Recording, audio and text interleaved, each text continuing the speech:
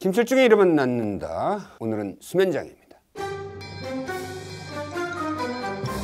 김철중의 이름은 낳는다. 오늘은 잠 못 이루는 밤 수면장애를 검거했습니다. 이 수면장애에 수배된 의사를 소개하겠습니다. 서울대 수면의학센터 센터장이시고 정신건강의학과 교수인 이유진 교수입니다. 안녕하세요. 안녕하세요. 네. 자, 이게 요새 주변에 잠 못 이루는 사람이 너무 많아요. 네, 맞습니다. 그래서 이게 굉장히 어떻게 보면 수면이 큰 건강화돼요. 네. 그죠? 자, 그럼 일단 먼저 수면이라는 게 어떻게 네. 구성되어 있는 거죠? 수면의 단계는 네. 우리가 자는 걸 100%라고 말했을 때 네. 사실은 다 자는 건 아니에요. 한 각성이 그때 한 5에서 10% 중간에 껴 있고요. 중간에? 살짝 깨는 구간들이 있고요. 아하. 그다음 비렘 수면 1단계, 2단계, 3단계. 네. 그다음에 잠이 들고 나서 한 1시간 반, 2시간 있으면 첫 번째 렘 수면이 나오게 되고요. 아, 1시간 반, 2시간. 있으면. 어?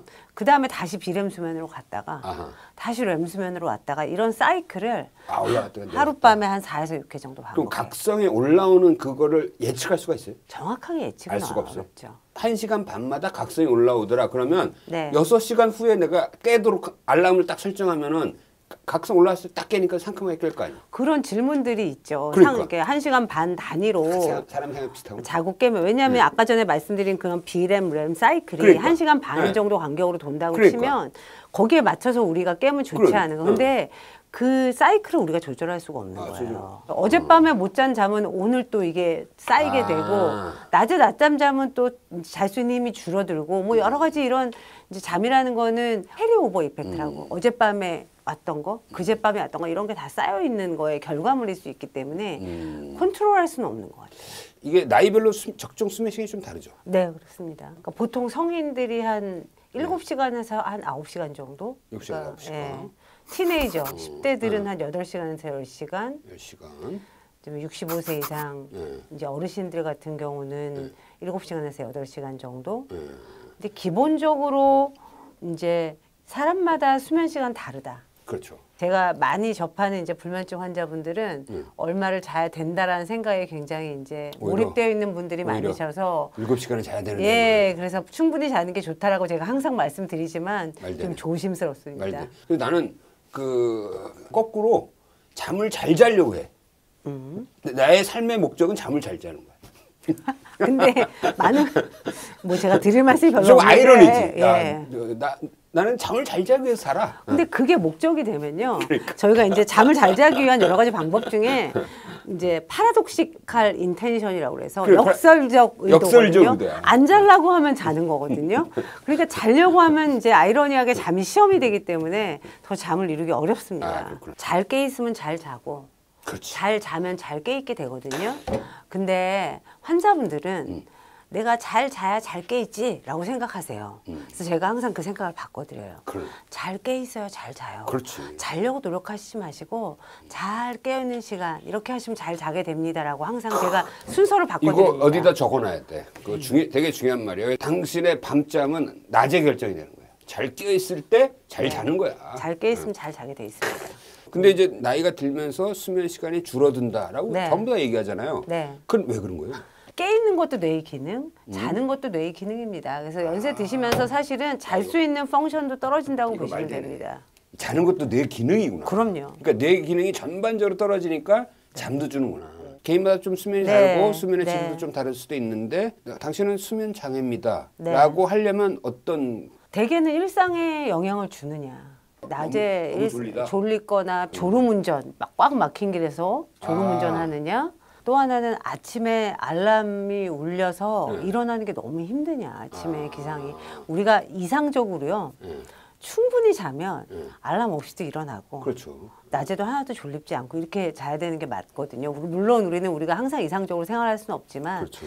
그래서 우리가 잠이 부족한지는 사실은 그런 걸로 알 수 있고 또 잠에 문제가 있으면 여러 가지 현상들이 벌어지는데 또 피곤하고 집중도 좀 어렵고 짜증도 많이 나고 감정 조절도 어렵습니다. 그래서 여러 가지 이제 이런 정신적인 부분이죠. 대개는 그런 것들로 알 수 있고 일단 절대적인 수면 시간이 부족하다. 네. 이런 분들이 굉장히 많으니까 맞습니다. 그게 잠 못 이루는 사람하고 네. 잤는데 또 일찍 깨는 사람하고 네. 또 그런 차이가 있나요?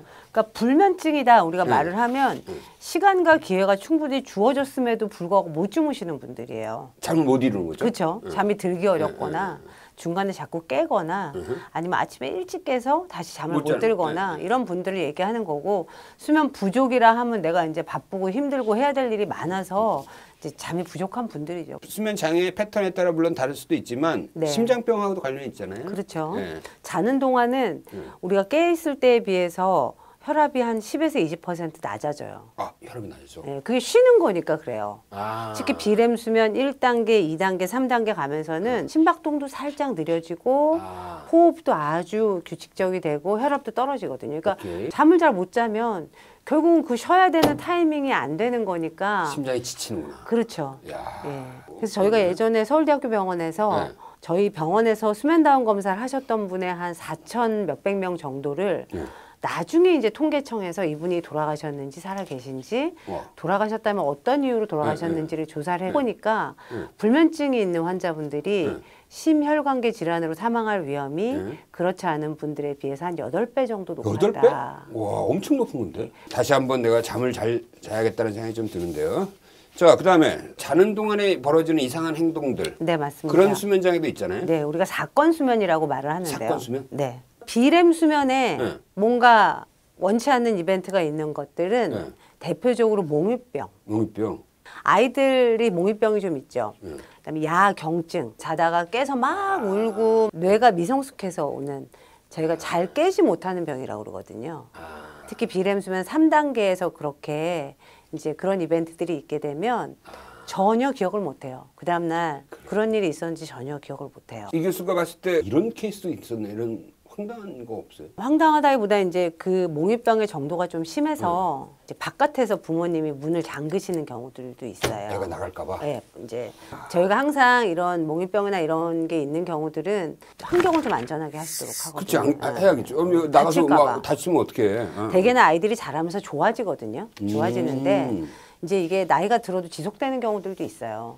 그러면 악몽도 수면 장애에 들어가나요? 그럼요. 악몽 장애가 있고요. 여기서 악몽 장애라면 우리가 꿈은 뭐 렘수면은 거의 매일 밤 나오고, 근데 악몽 같은 경우는 사실은 그 꿈의 어떤 내용이나 이런 것들로 인해서 굉장히 불안하시고 낮에까지도 그 잔상이 굉장히 오래 가고 예, 그런 분들이 이제 악몽입니다. 그렇습니다. 가위 눌리는 거 있잖아요. 네네네. 그거는 뭐예요? 가위 눌리는 거는 이제 정확한 정의는 자다가 머리는 깼는데 몸을 꼼짝 못 하겠는 거거든요. 우리 렘 수면 때는 몸이 다 마비되는데 사실은 정상적인 렘은 의식은 자고 있어야 되잖아요. 근데 그 중에 일부 현상만 나오는 거예요. 의식은 깼는데 몸이 마비된 렘 수면의 현상만 있는 거죠. 그래서 이상 렘 수면 현상이 나오는 건데, 이것은 사실은 한두 번 경험할 수도 있어요. 살면서 정상적으로도 이제 수면이 부족하거나 특히 그런 경우에 많이 나올 수 있고요. 가위 눌림만 지속적으로 나오는 수면 장애도 있긴 합니다. 아, 그래요? 예, 기면병 환자분들은 가위 눌림을 많이 경험하세요. 기면병은 이제 팍 잠드는 예, 잠이 이제 졸립고 이제 슬립 어택이라고 하는 그런 현상들을 경험하시는 병인데, 이상 렘 수면 현상을 기면병 환자분들은 많이 경험하시거든요. 그 중에 하나로. 만약에 그 주변에 있는 사람도 그냥 기다리면 되겠네요. 주변에 있는 사람이 아마 잘 모를 가능성이 많아요. 왜냐하면 소리를 못 내시고. 소리를 못 내? 못 내죠. 몸을 꼼짝 못 하겠는 현상이기 때문에 대개는 이제 금방 깹니다. 그래서 가위 눌림이 이제 한두 번 그냥 어쩌다가 있어서 그냥 넘어가는 경우면, 예를 들면 내가 뭐 밤샘을 여러 번 했다든지 그래서 이런 불규칙하고 잠이 좀 부족하면 올 수도 있거든요.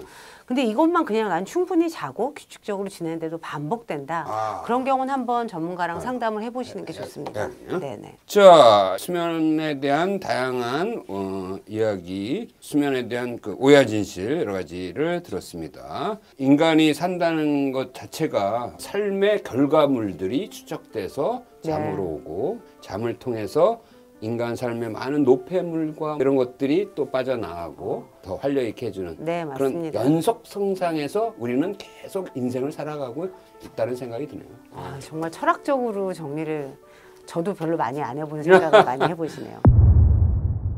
TV를 거실에서 볼 때는 꼬박꼬박 막상 졸다가 세상에 8시간은 자야지 오래 산다는데 큰일 났다. 7시간을 채 못 잤으니까 오늘 컨디션이 안 좋을 거야. 커피에 민감한 사람은 오후 3시 이후에는 커피 못 마시고, 낮잠은 또 길게 자면 밤잠을 방해하잖아요. 빛은 어떻게 돼요? 기상 시간은 어떻게 해요? 잠은 회복이다. 핸드폰 충전이다.